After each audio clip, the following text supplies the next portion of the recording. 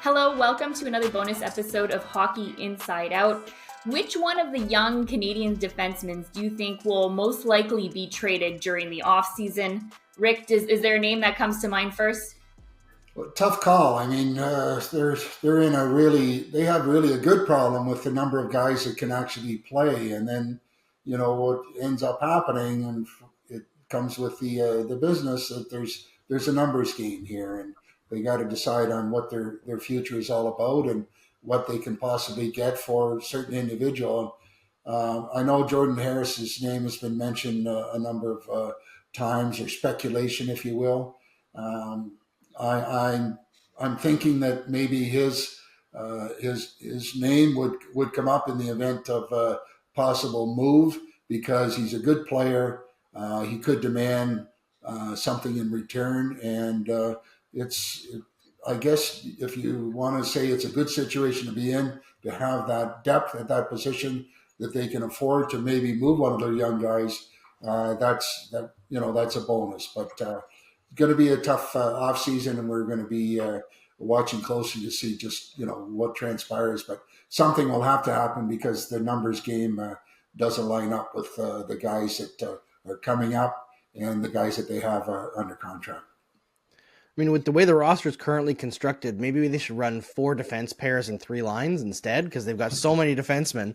Maybe it would be a little bit of a different shakeup for an NHL roster, but it might be worthwhile to try it, just see how it goes.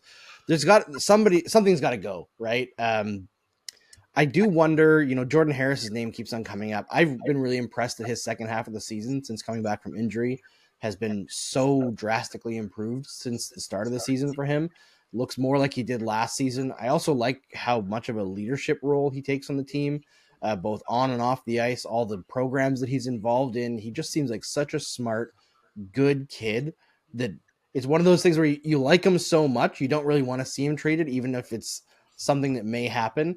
I do wonder if Justin Barron isn't able to stand out in Laval the rest of the season, if he might be on the block, because if David Reinbacher comes in and looks like he could potentially make the team halfway through next season kind of situation, then there might be a situation where Justin Barron, who hasn't been able to get over the hump consistently, moves on to a different situation.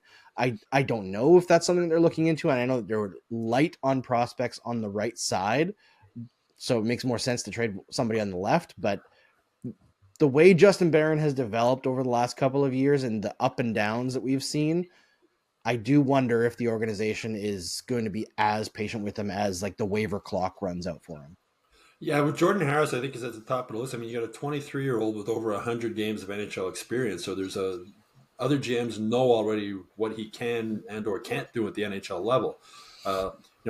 Justin Barron's sort of the forgotten guy, right, Andrew, in this thing right now? Mm-hmm. He's sent down to Laval, sort of forgotten about, not mentioned as much. Could end up being one of the mistakes Kent Hughes made. Through Arturi Lehkonen trade, that's who he got. He's a former first-round pick. Obviously, a lot of talent there.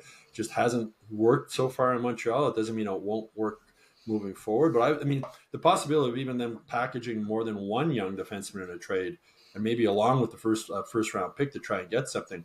You wonder if Logan Mailloux, I mean, the off-ice situation he had before the Canadiens drafted him and all the sort of negative press the Canadiens got, does that factor into their mind still if they're going to bring him up? I mean, the kid's paid his dues. He's ready to play, but does that maybe factor into that? And there'd be a demand for him also. But so Ken Hughes has a lot of cards he can play here. He always talks about asset manager. He's got a lot of young defensemen that I'm sure a lot of other teams would have interest in. So it's really going to be interesting to see what he does moving forward. If he moves 1, if he moves 2, I'd be shocked if he doesn't trade any of them during the offseason, just because he's going to have to open up spots. I mean, Lane Hudson's going to come up. He'll probably play a couple of games before the end of the season to get an idea. Is he ready to make the jump right to the NHL next season? Probably not, but they've got to start opening up some spots. And I think Jordan Harris is the guy that other GMs is more of a known commodity than the other guys at this point, at least as far as what he can do in the NHL. Well, let us know in the comments section below if you're Kent Hughes, which one of these young defensemen would you trade during the offseason? And go to hockeyinsideout.com to see our full episode.